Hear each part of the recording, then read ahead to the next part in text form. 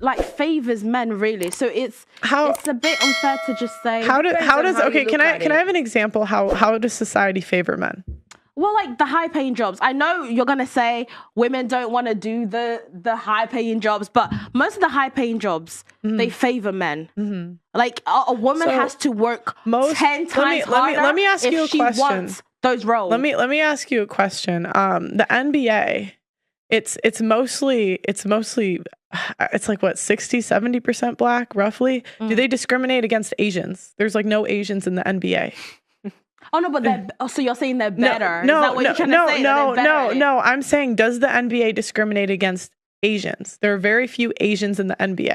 What I'm saying is, in any group, you're never going to find true equality of outcome because different groups like different things. So I think Asians make up like 90-something% of like.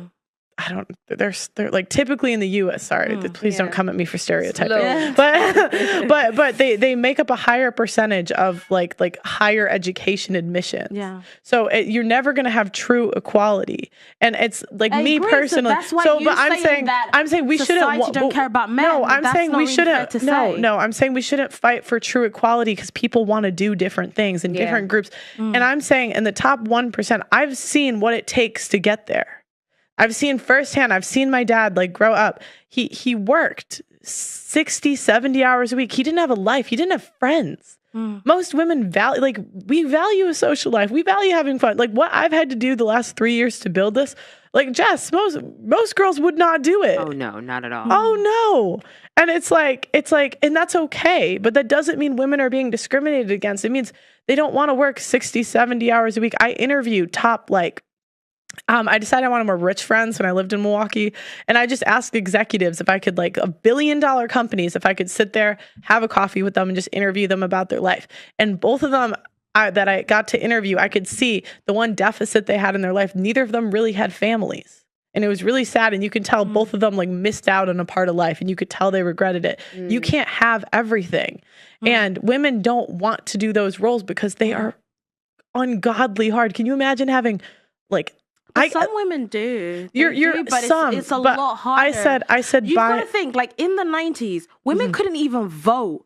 This is in the 90s. In the 90s. So yeah, it was like 1980. No, that's that not women true. got the It's right like to vote. 20s. No, it was 1918. You said 18. Oh, 18. I think you So said in the 1800s. I think you said 1900s. 18. Okay, In but the 1900s, but why women couldn't even so vote. remember, but why didn't women have the right to vote? Women. So historically, men had to go to war and fight. That is why women couldn't vote. Was because if you had the choice today in 2022 and we were in war and you had to go fight on the front lines, would you pick it? Personally, and this is where people will take me out of context and say, I don't think women should vote. Personally, if I in 2022 had the choice where I had to go fight in the front lines, just like the men in a war, or I could give up my right to vote, I would give up my right to vote. And that's what happened back then is they equated voting with going to war because all I'm trying to put it in, I agree with that because men do take a lot on themselves. The fact that they fight for us, I appreciate men. But the stuff that they do, I couldn't go to war. But I'm saying we weren't discriminated against. It was just how society run. We weren't discriminated against. We had a freedom, like that was a freedom that came with the responsibility of getting drafted. That wasn't discrimination. If you wanted to be equally drafted, go vote. Yeah, but what I'm trying to say is that's how who's picking that? Who's anyone? Anyone? Yeah, she's like, I would give it up. That's my point. Because they I don't even like politics. And it's also the same thing. Women didn't have access to education until very long ago. They couldn't own property. Which means that realistically... It was you could typically, remember back then it was typical for people to get married young. So it was typical for them. So the reason was when you were married, you were looked at as one. And typically women submitted to their husbands and trusted their husbands with their judgment. Women so that's why the property thing happened. And same with the property. It was like women still could own properties if they did not get married. But what? Typically then women got married. I'll tell you, if we want to go back into history, I'll tell you something about history that I think, and this is why earlier shout out Emily Pankhurst. That's why I mentioned to Andrew Tate that my problem wasn't necessarily with men.